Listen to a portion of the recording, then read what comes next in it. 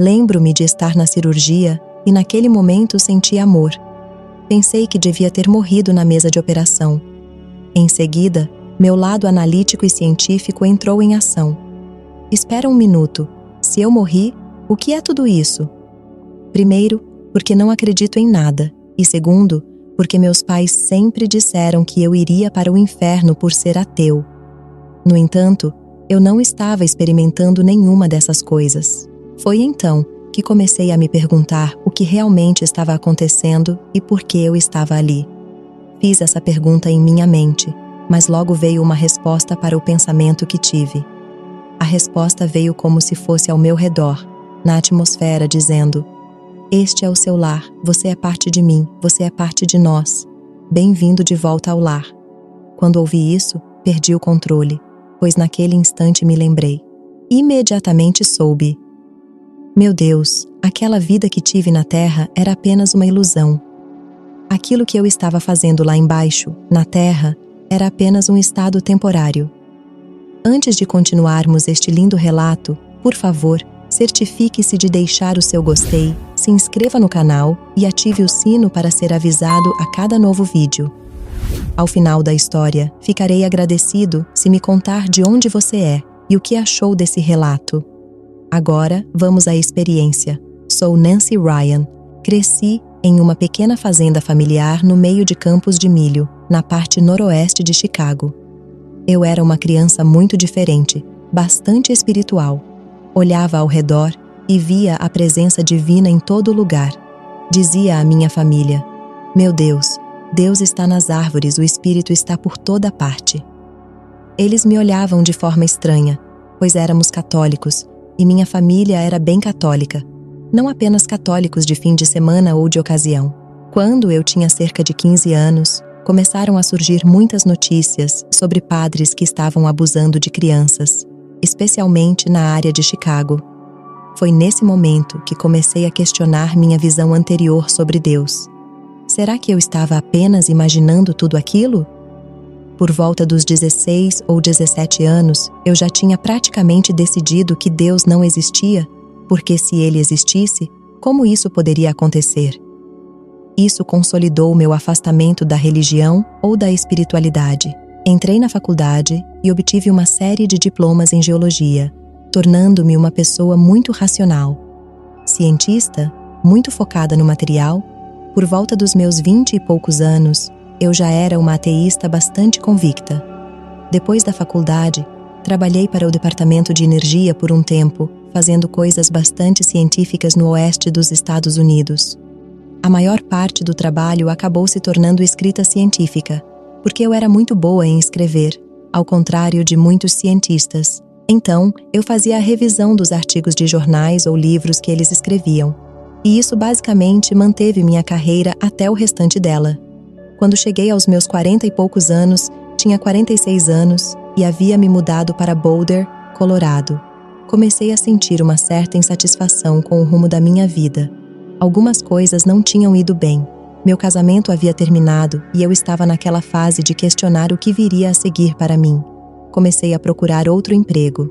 Achei que o que eu realmente precisava era de um novo emprego, algo diferente. Talvez em Denver ou em algum outro lugar. Um pouco mais tarde, naquele mês, entre o Natal e o Ano Novo, tirei uma semana de folga do trabalho para descansar. Saí para um passeio de bicicleta, apenas um pequeno passeio pela cidade. Deixei algumas coisas na biblioteca e resolvi alguns compromissos. Depois fui pedalar em uma trilha. Entrei em uma rotatória e a ciclovia em que eu estava simplesmente desapareceu e a pista ficou bem estreita. Entrei nela com muita cautela, observando que havia tráfego vindo da minha direita, de uma rodovia que também entrava na rotatória, e parecia que os carros estavam desacelerando.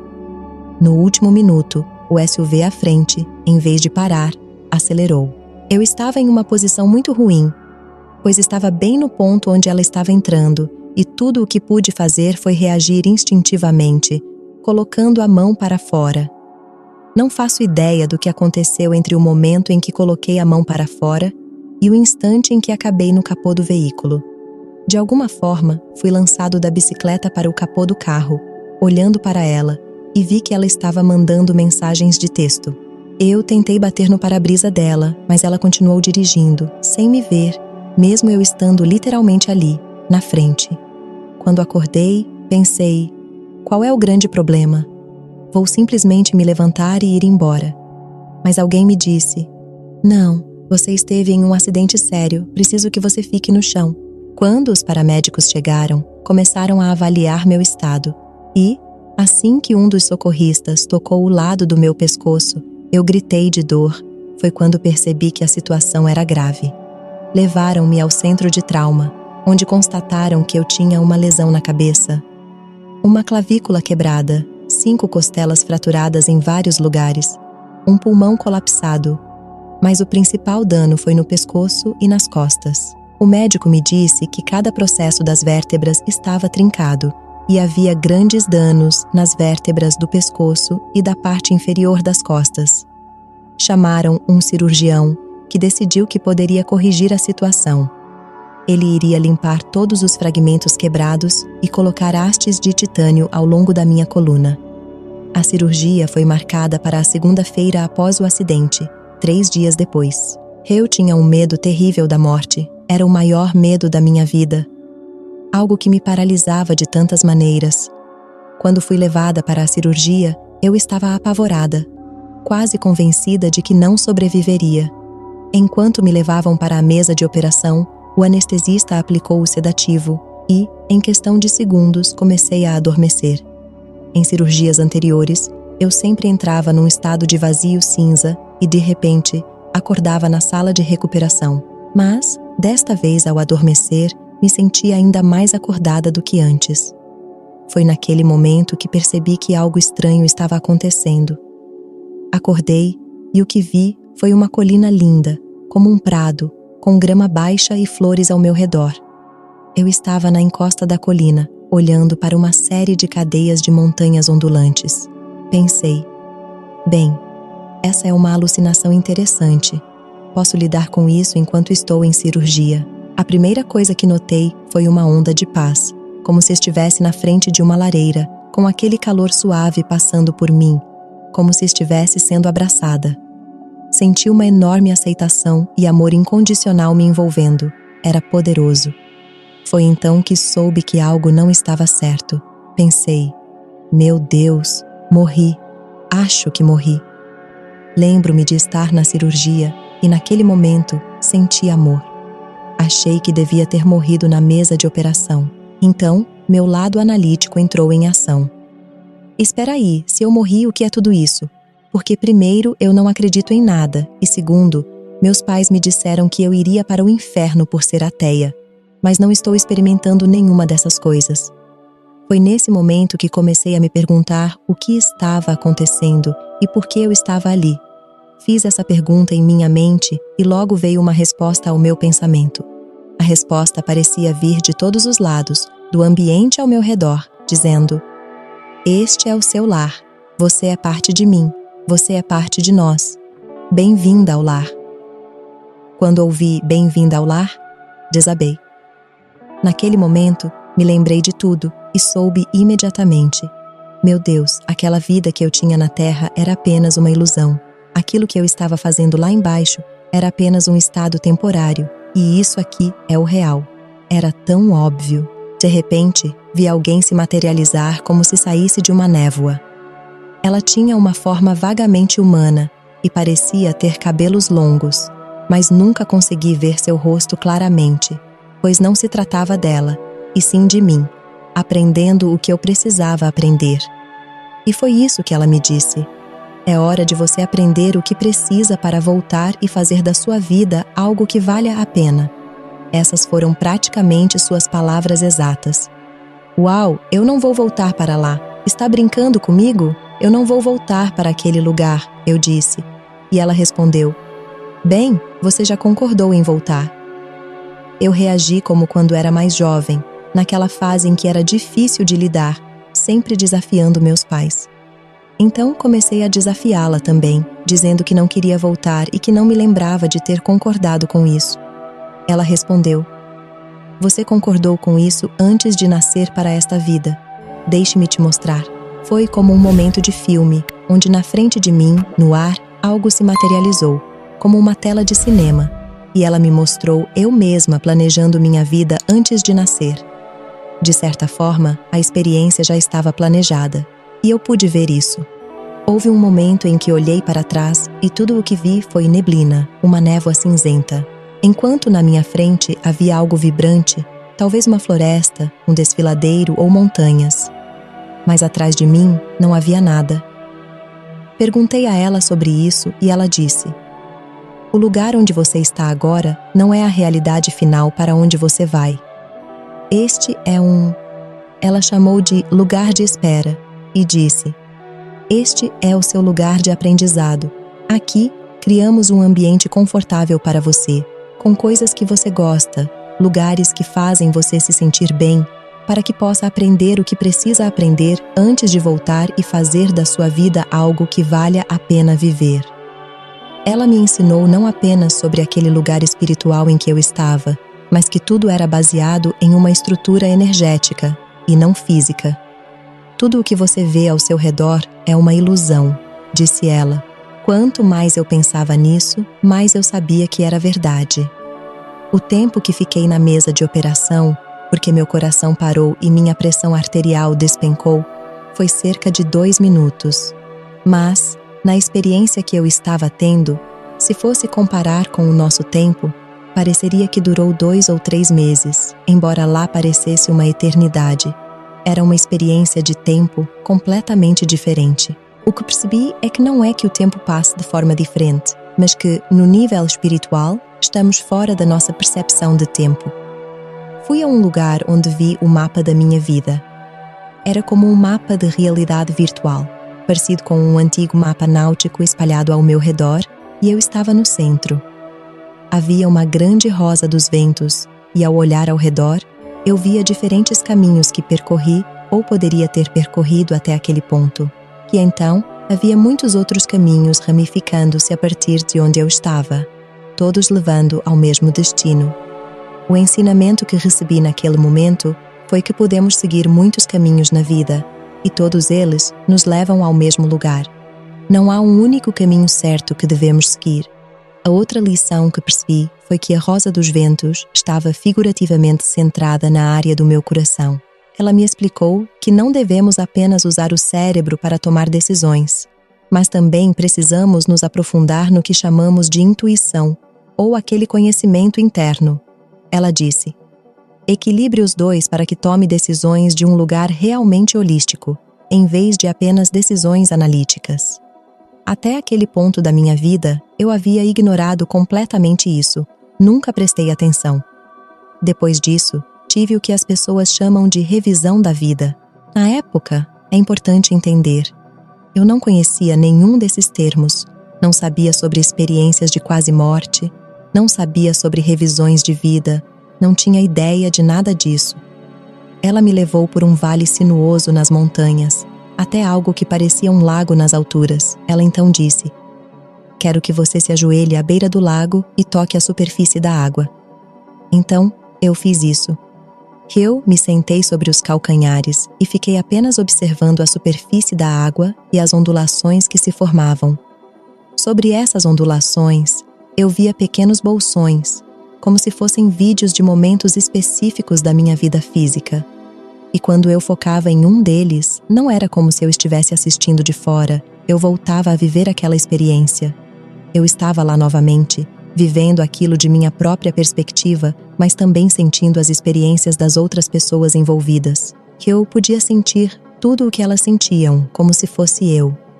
Isso realmente me tocou, porque houve momentos em que ajudei alguém ou disse algo gentil, e eu pude sentir o que, por falta de uma palavra melhor, seria o espírito daquela pessoa se elevar. Pude sentir como elas se sentiam mais leves por alguém ter dito algo amável.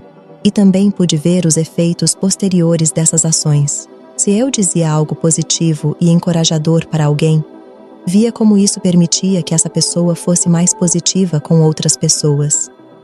O ensinamento foi que você tem um impacto nas pessoas ao seu redor, não apenas fisicamente, mas também energeticamente ou espiritualmente. Cada interação que você tem, seja verbal ou não, tem um impacto. Por isso, é importante ser mais consciente de como você afeta os outros. Por outro lado, também me foi mostrado o equilíbrio com coisas que não foram tão boas que eu fiz. Houve uma vez, quando eu era adolescente, em que minha irmã mais nova e eu brigamos.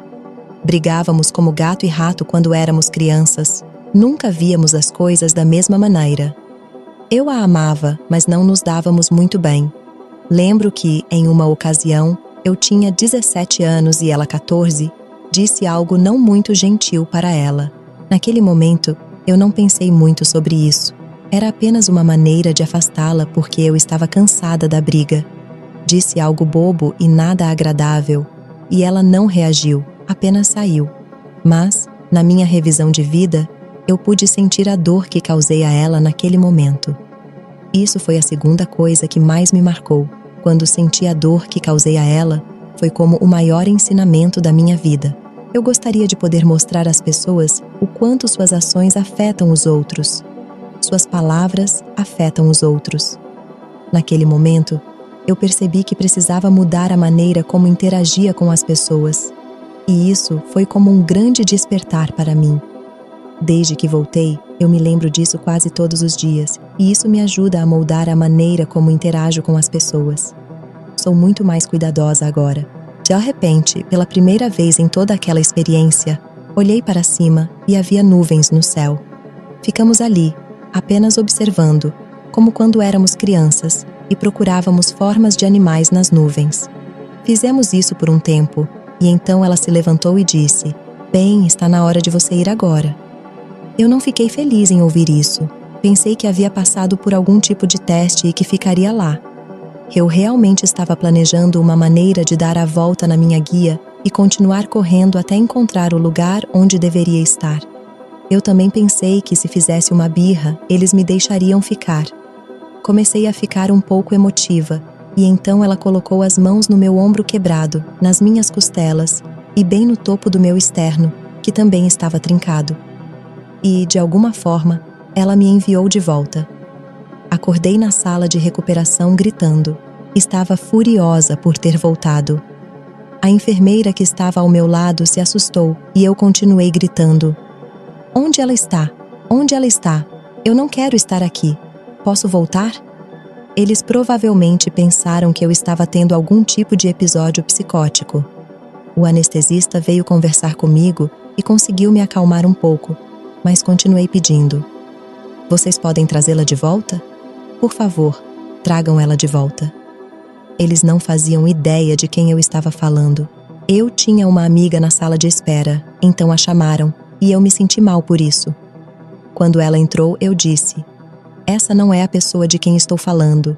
Não quero vê-la. Quero ver a mulher com quem eu estava durante a cirurgia." Eles não entendiam o que estava acontecendo.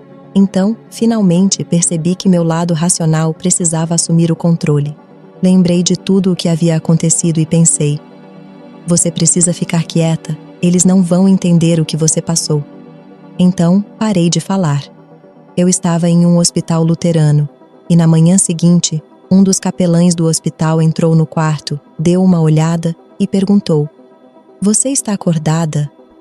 Quando a vi, pensei: "Graças a Deus você está aqui." E disse isso em voz alta. Ela entrou e conversamos sobre o que aconteceu. Ela foi incrível, realmente incrível. Se ela não tivesse reagido de maneira positiva, eu talvez nunca tivesse contado isso a mais ninguém. Mas ela foi muito acolhedora, muito positiva, e me explicou que eu havia morrido.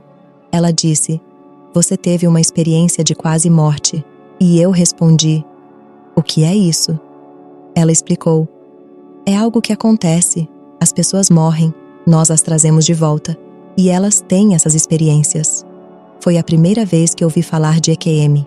Ela me ajudou a entender que era normal, que eu não estava louca e que foi uma experiência real. Então ela me disse: "Agora você precisa começar a pensar no que isso significa para você", porque eu sabia, e ela tentava me fazer entender, que isso poderia mudar completamente a minha vida de uma maneira que eu jamais imaginei. Foi uma mudança completa no que eu achava que era real. no que acreditava ser verdade, e naquele momento percebi que tinha uma escolha. Eu poderia voltar ao que era antes, negar tudo o que aconteceu, negar a experiência e o que aprendi, e simplesmente tentar continuar como antes. Isso parecia seguro de certa forma, porque era previsível. Eu conhecia aquele caminho, embora não gostasse, mas estava nele. O outro caminho era completamente desconhecido. Eu sabia que poderia abraçar o que aprendi e continuar a aprender, mas não tinha ideia de onde isso me levaria. Eu estava realmente preocupada com o que isso significaria para minha carreira, porque ainda estava nas ciências. Achei que nunca mais conseguiria um emprego na área, pois as pessoas me veriam como louca. Não vamos contratá-la, pensariam. Então, eu tinha muito medo desse novo caminho. Cerca de 2 semanas depois de sair do hospital, percebi: bem, vou tentar esse novo caminho. Não sei para onde vai me levar, mas vou ver o que acontece. Saí do colete corporal em pouco mais de 4 semanas, quando esperavam que eu o usasse por 16 semanas. Foi uma recuperação muito rápida. O que comecei a fazer foi ir para a natureza todos os dias e meditar. Essa foi uma das coisas que me ajudou muito a trazer essa consciência em nível de alma para a minha vida. A segunda coisa, que parece simples, mas tem um grande impacto, foi aprender a ser verdadeiramente grata. De manhã, antes de me levantar da cama, eu sentia muita gratidão por poder caminhar, por coisas básicas. Eu me permitia quase meditar nisso, realmente pensar e sentir a gratidão. Não apenas pensar, mas sentir. Eu poderia ter ficado paraplégica por causa do acidente e sou muito grata por poder andar agora. Esses simples atos de gratidão me permitiam focar no que havia de bom na minha vida naquele momento. Tenho preocupações com o mundo, claro, mas isso não altera esse núcleo de paz dentro de mim, porque sei que é importante estar aqui, nesta realidade. Ela tem coisas a nos ensinar, e todos aprendemos com isso, mas no fim das contas, não somos essa realidade. Somos algo maior. Eu estava aprendendo como viver a partir desse nível de consciência da alma, em vez de apenas a partir do meu nível humano limitado. Não que o nível humano de consciência seja ruim, mas para mim estava cheio de medo e reações à vida, em vez de ser proativa. Eu não queria mais ser assim. Eu queria viver a partir daquele nível mais elevado de consciência, porque era melhor. Era mais pacífico, mais conectado, mais cheio de amor e alegria. É um lugar muito melhor para se estar. Não estou nem perto de estar tão estressada como antes, e certamente não tenho mais medo. Tem sido uma mudança incrível para mim. Não sou mais movida por este ser, um mundo material. Entendo que há um quadro maior, não apenas para o mundo, mas para cada um de nós. Aquele medo da morte que eu carregava me impedia de viver plenamente. Ele me fazia pensar pequeno e buscar segurança, e esse não é necessariamente o lugar onde todos nós devemos estar o tempo todo. Isso é perfeitamente aceitável para algumas pessoas e em certos momentos de nossas vidas, isso é perfeitamente bom. Mas qualquer decisão baseada no medo não é, para mim, a mais forte que você pode tomar. De alguma forma, é limitada. Quando trabalho com pessoas individualmente, tento ajudá-las a tomar decisões a partir de um lugar de força e confiança em si mesmas. Talvez a partir de um lugar de compaixão ou amor, em vez de agir com medo, como tenho medo de que essa pessoa não goste do que estou fazendo, então vou fazer outra coisa, em vez do que realmente quero. Para a vasta maioria das almas que vêm para cá, para ter uma experiência de vida, e é engraçado porque minha professora chama isso de uma experiência de quase vida. Gosto de contar isso para as pessoas. Eles consideram isso quase uma vida, mas não uma vida real. Todos nós que estamos aqui para essa quase vida, viemos por uma variedade de razões. Algumas pessoas vêm para aprender algo específico. Muitos de nós vêm para experimentar coisas que não poderiam experimentar em outro lugar, ou que seriam muito difíceis. Ter um filho, por exemplo. Você não necessariamente dá à luz no céu. Muitas pessoas gostam de vir para cá e experimentar ter uma família ou criar uma família. Esta realidade física é como um cadinho, um lugar muito focado, onde você pode aprender muitas coisas diferentes em um curto período de tempo. O verdadeiro desafio é escolher o que você quer aprender enquanto está aqui. Entre todas essas razões e propósitos que as pessoas podem ter, há um núcleo, e esse núcleo é aprender a estar aqui neste ambiente e ainda viver a partir de um lugar de amor e compaixão, não apenas para a sua família imediata, mas para todos. Esse é o propósito central que todos compartilhamos. E, pouco a pouco, essas pequenas coisas me ajudaram a ficar mais centrada e presente durante o dia. Trata-se de estar ciente de suas ações no momento, sem viver no piloto automático, que era como eu vivia antes. Agora, não estou mais envolvida em dramas como costumava estar. O que quer que aconteça nos governos está acontecendo, mas ainda estou em paz na minha vida.